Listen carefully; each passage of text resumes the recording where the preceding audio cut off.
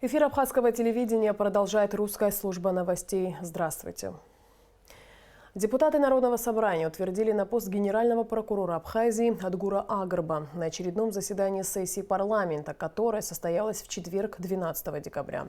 Большинство вопросов повестки дня касались распределения земельных ресурсов. Депутаты также в окончательном чтении приняли проект закона о внесении изменений в Уголовный кодекс. Все подробности у Амелии Бисмарк.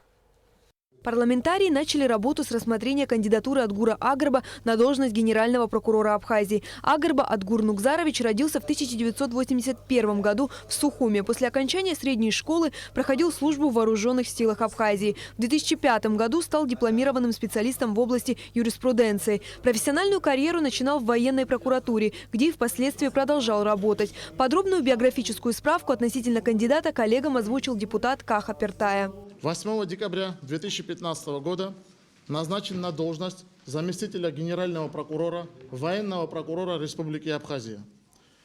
6 мая 2019 года присвоено очередное воинское звание генерал-майор юстиции.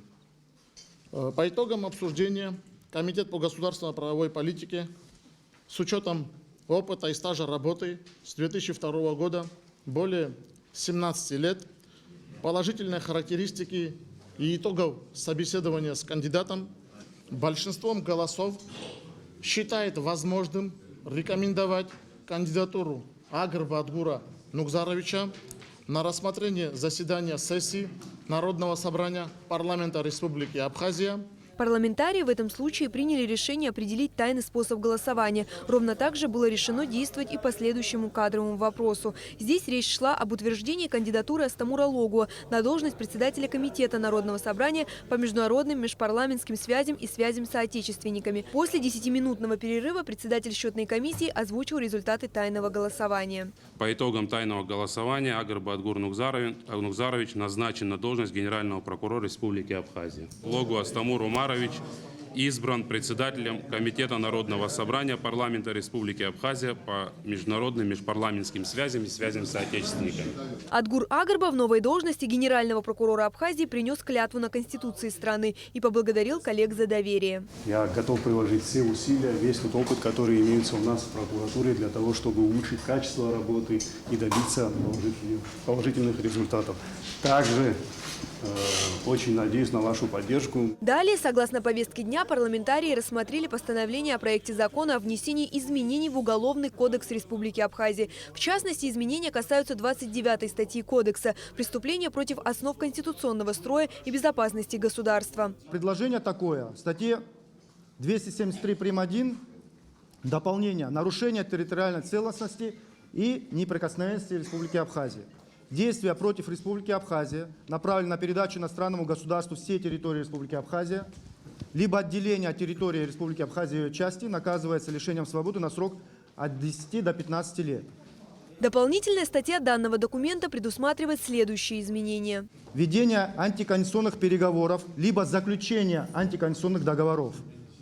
Ведение с иностранным государством, иностранной организацией или их представителям антиконституционных переговоров с целью ограничения суверенитета в ущерб государственности, независимости Республики Абхазия наказывается лишением свободы от 5 до 10 лет с лишением права занимать определенные должности или заниматься определенной деятельностью. Согласно внесенным поправкам в Уголовный кодекс, заключение с иностранным государством либо организацией или их представителями антиконституционных договоров в ущерб государственности Республики Абхазия карается сроком лишения свободы от 10 до 15 лет. Публичные призывы к осуществлению действий, направленных на нарушение территориальной целостности и неприкосновенности Республики Абхазия, наказывается лишением свободы от 3 лет. Обсуждение данного законопроекта не вызвало противоречий, и он был принят в окончательном чтении. Александр Цышба представил на рассмотрение коллег постановление о проекте закона Республики Абхазия о пожарной безопасности. Законопроект направлен на поддержание в стране высокого уровня пожарной безопасности и включает в себе прежде всего это комплексную модернизацию законодательства Республики Абхазия по обеспечению пожарной безопасности, установление системного и функционального полного правового регулирования прав и ответственности центральных и местных органов государственного управления, иных организаций, должностных лиц и граждан Республики Абхазия в сфере обеспечения пожарной безопасности. В законопроекте прописаны современные требования к обеспечению пожарной безопасности, связанные с внедрением новых технологий. Некоторые парламентарии высказывали мнение, что в процессе реализации данного закона могут возникнуть серьезные сложности, так как большинство объектов государственного и частного пользования не соответствуют нормам пожарной безопасности и поэтому могут быть закрыты. Однако не все нарушения подобного характера предусматривают кардинальные меры, отметил присутствующий на заседании первый заместитель министра по чрезвычайным ситуациям Тигран Делебалтян. Есть в правилах такие моменты, то, о чем вы говорите, это приостановка эксплуатации объекта, если есть прямая угроза возникновения пожара. Не все нарушения правил пожарной безопасности являются прямой угрозой. Поэтому в большинстве случаев предусматривается административная. В итоге данный законопроект был принят в первом чтении, ровно как и постановление о проекте закона, определяющего технический регламент о требованиях пожарной безопасности. Далее парламентарии приступили к обсуждению вопросов относительно распределения земельных территорий. Проект постановления парламента Народного собрания парламента Республики о даче согласия Кабинета министров на перевод из одной категории в другую. Это из земель сельскохозяйственного назначения в категорию земель населенного пункта. Общая площадь переводимого земельного участка составляет 24 сотки земли. Это с последующим предоставлением 4 гражданам по 0,06 соток для строительства индивидуальных жилых домов. Все граждане являются гражданами Республики Абхазия. В рамках заседания сессии парламента депутаты одобрили все обозначенные в повестке дня вопросы земельного характера. Амилия Бисмарк, Томас Чаковани, Абхазское телевидение. 12 декабря Министерство финансов и Министерство экономики Абхазии отмечают день рождения. С днем основания их поздравил премьер-министр Валерий Бганба. Министерство экономики и финансов, являясь ключевыми звеньями в системе государственного устройства, вносит весомый вклад в социально-экономическое развитие страны и в повышение качества жизни граждан, отмечается в частности в поздравлении главы правительства. Валерий Бганба выразил уверенность, что высокий профессионализм сотрудников двух ведомств, конструктивное и ответственное их отношение к делу позволят экономике страны развиваться и обеспечат ее финансовую стабильность. 12 декабря в 10 часов, с 10 до 12 часов дня в некоторых районах Сухума, а также в селах Нижняя Шера и Ачадара была приостановлена подача электроэнергии. Как говорят специалисты, это связано с возросшими нагрузками на электросети и с необходимостью устранения нагрева оборудования. На месте работ побывала наша съемочная группа. Репортаж Алики Трапш. В связи с возросшими нагрузками на электросети 12 декабря с 10 часов утра и до полудня была приостановлена работа подстанции Сухум-2. На это время без электричества остались жители нового района, Маяка и сел Нижняя Ишера и Ачадара. Это была вынужденная мера, так как специалисты Черноморэнерго проводили работы по устранению нагрева на болтовых и контактных соединениях оборудования. В процессе работы возникают окисления, перепады температур, связанные с перепадами температур, и возникают нагрев, соответственно. Нагрев – это потеря мощности, во-первых, потеря напряжения, во-вторых, это угроза оборудованию. В данном случае на этой подстанции обнаружено около 8 дефектов, которые требуют быстрого устранения во избежание последствий. Нашей службой производится предварительный тепловизионный контроль, печатаются термограммы, на основании которых выполняются работы. То есть устраняются все выявленные дефекты. Энергетики регулярно проводят работы на всех подстанциях в шинной и секционной разъединителях по устранению нагрева на контактных соединениях. Но специалисты предупреждают, что профилактических работ будет недостаточно. По мере возможности необходимо экономить потребляемую электроэнергию. Мы понимаем необходимость того, что сезон, холодно, и школы, и дети, и какие-то предприятия, службы, все нуждаются в тепле, все нуждаются в электроэнергии, поэтому мы надеемся и на понимание населения, чтобы, соответственно, более экономно относиться к этому вопросу. Из-за больших нагрузок на электросети Черноморэнерго ввел временные ограничения подачи электричества в 3 районах республики – Гагарском, Гудаутском и Тхуарчалском. В 20:00 будут отключать подстанции Холодная речка, Цендрыпштяга и Гечрыпш. В 21:30 подстанции Пицунда и Алахадзых, а в 21:10 течение часа без напряжения останутся подстанции Мысра, Мысра-Тяга, Гудаута, Гудаута-Тяга и подстанция Ткарчал-Грэс. Отключение электричества будет осуществляться на 30 минут. Алика Трапш, Алексей Гухава, Абхазское телевидение. Вопросам текущего состояния электроэнергетических сетей страны было посвящено совещание, которое провел 12 декабря премьер-министр Валерий Бганба. Руководитель госкомпании «Черноморэнерго» Аслан Басария доложил главе правительства, что в связи с существенно возросшими нагрузками на электрические сети учреждение вынуждено ввести временные ограничения на подачу электроэнергии. Это обусловлено прежде всего нехваткой осадков и воды в резервуарах, а также отсутствием дисциплины экономии электроэнергии среди потребителей. Кроме того, ситуация усугубляется распространением майнинговых ферм, незаконно осуществляющих подключение к сетям Черноморэнерго.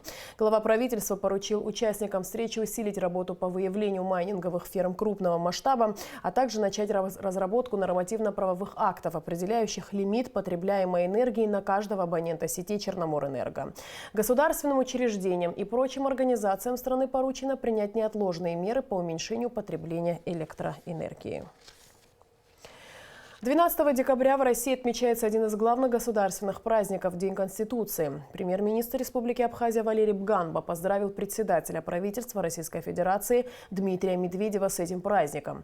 В поздравлении Валерий Бганба подчеркнул, что Конституция Российской Федерации отражает весь опыт и достижения России, накопленные за многие столетия истории, определяет стратегию дальнейшего развития державы. Глава абхазского правительства выразил уверенность, что великая держава и в дальнейшем будет укреплять позиции в мировом сообществе как правовое демократическое государство, успешно реализующее огромный потенциал экономического, социального и культурного развития. Пришла зима, а вместе с ней и холода. В этот период возрастает риск пожаров из-за халатного использования бытовых электронагревательных приборов и отопительных печей. По статистике, большинство возгораний возникает именно в жилом секторе. Так, буквально на днях в селе Уарча Гулрыбского района полностью сгорел дом семьи Цулуки. Предварительная версия причины возгорания – неисправность электропроводки. Как избежать трагедии и почему важно соблюдать правила пожарной безопасности – выясняла Эсма Гуланзе. Зимние каникулы – чудесное время веселья и подарков, сверкание елочных гирлянд, бенгальские огни, салюты и фейерверки. Чтобы праздники запомнились только счастливыми моментами, необходимо соблюдать меры предосторожности, обращая особое внимание на пожарную безопасность. Внимание надо уделять электроосветительные приборы, на елке что одевают гирлянды. Напряжение должно быть там 25 вольт.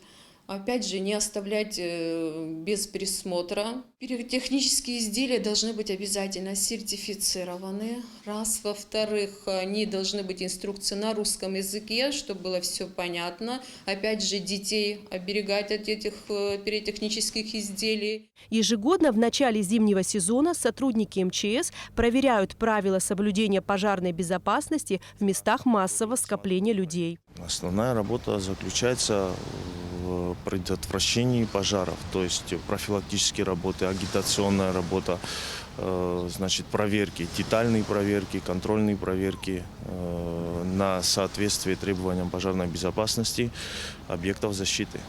Это входят и коммерческие объекты, и гособъекты, жилой сектор, агитационная пропаганда ведется. Сухумский центральный рынок – место, где в преддверии Нового года царит особая суета. Ежедневно через этот объект проходят сотни людей. Поэтому соблюдение правил пожарной безопасности здесь особенно важно.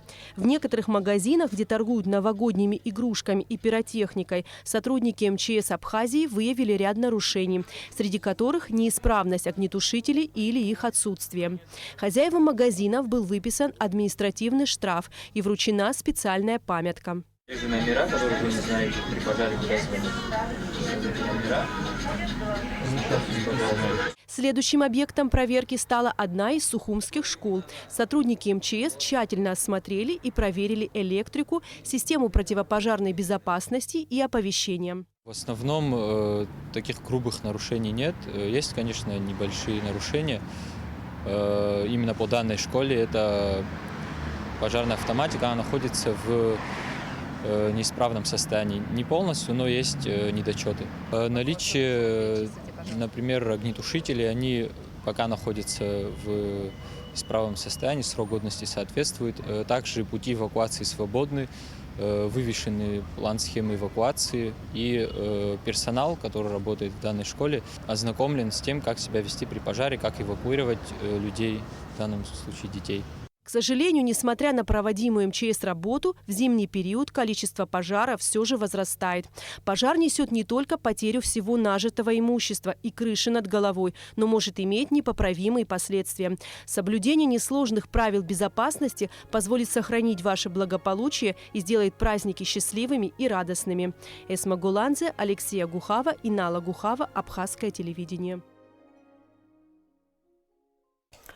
Сотрудники столичного управления «Зеленое хозяйство» проводят глубокую омолаживающую обрезку разросшихся олеандровых кустов на проспекте Леона и набережной столицы. Этот факт вызвал у горожан немало вопросов. Зачем и с какой целью проводятся данные работы, выясняла наша съемочная группа. Репортаж Нала Кови. В эти дни в столице проводится активная обрезка олеандровых растений.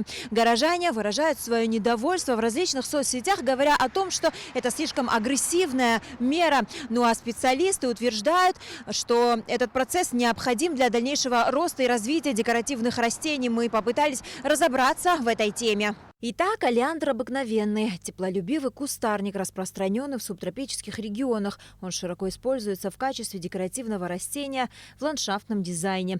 Эти декоративные растения с белыми, нежно-розовыми и красными цветами по праву являются одной из визитных карточек нашей столицы. Благодаря уникальности климата территория побережья Абхазии в наибольшей степени подходит для выращивания олеандра, который, к слову сказать, украшает практически все Черноморское побережье Кавказа. Олеандр после цветения обязательно обрезается, так как цветы появляются только на побегах прошлого года. Причем обрезать растения можно радикально, без боязни обрезать лишнее. На сей счет у горожан разные мнения. Кто-то считает, что растения подвергаются уж слишком агрессивной обрезке. Дескать, можно было бы и пощадить многолетние кусты. Тогда как другие жители города считают, что специалистам все же виднее. Ну, знаете, мое, может быть, очень субъективное мнение, но я считаю, что так делать нельзя. Оставляется молодняк, вырезается старые, больные. И олеандры старые есть, и больные. Вон, посмотрите, сколько уже пальм больных, ведь в них уже все накопилось. Их надо в первую очередь убрать. Открыли все. Город наш всегда славился тем, что был зеленый и красивый. Вот люди, которые посещают нас, говорили, у вас эти олеандры как будто в вазе стоят, цветут. Люди фотографируются, радуются, когда она цветет. Это такое... А эти пока отрастут, пока что-то из них получится? Ну, думаю, что изменение какое-то будет. Надеемся на что-то хорошее. Вот это то, что не делают, значит, так нужно, я считаю. Перед началом работ по обрезанию олеандровых кустов власти столичной администрации обратились в Управление по экологии и охране природы за официальным заключением. И только после этого были начаты работы. Время от времени, естественно, необходимо формовать декоративные растения. Но ввиду того, что олеандры долгое время из-за неимения возможности, очевидно, администрация не проводила ни плановые формовки и ни глубокие обрезки. Данная работа называется глубокая омолаживающая обрезка. Она тоже необходимо проводить периодически, раз в 5-7 лет. Так что усилия городской администрации направлены на дальнейшее улучшение состояния декоративного облика нашего города. Растения, подвергнутые глубокой обрезке сегодня, этим летом, дадут веточки, которые взойдут, они же и зацветут в первый год. В коммунальном управлении столичной администрации также отметили важность санитарной обрезки растений. По словам Елены Отепиной, некоторые олеандры начали болеть, другие слишком разрослись и в некоторых местах закрывают обзор как пешеходам, так и автомобилистам, что может привести к чрезвычайным происшествиям на дорогах. Мы делали формовочную обрезку, потому что к нам ежегодно обращаются ГАИ. Сейчас работы проводятся на Леона, но нам обращаются не только по Леона, то есть особенно перекрестки. Сложность у нас на проспекте Мира, нету видимости движения транспорта, и пешеходы порой за густотой вот этого олеандра они не видят, и то есть могут получить как бы травмирование, произойти наезд. Поэтому, по Леона одна из главных и такая, она, скажем, интенсивная улица по движению, да, транспорта. И действительно они очень сильно переросли. Поэтому было принято решение именно набережную пока и Леона. Сейчас на территории Абхазии произрастает более 35 видов олеандра. Самое большое количество сортов в Гагарском районе. Их насчитывается около 26. В других регионах количество сортов олеандра колеблется от 10 до 15. Благодаря своему прекрасному цветению 2 раза в год, осенью и летом, олеандр занял ведущее место среди декоративных насаждений Абхазии и Черноморского побережья Кавказа. На Алакове. Степан Мартиросян, Абхазское телевидение. И в конце выпуска прогноз погоды. По сообщению Гидрометцентра, в Абхазии ожидается переменная облачность без осадков. Температура воздуха ночью +3, 8, днем 12, 17. Температура морской воды +13.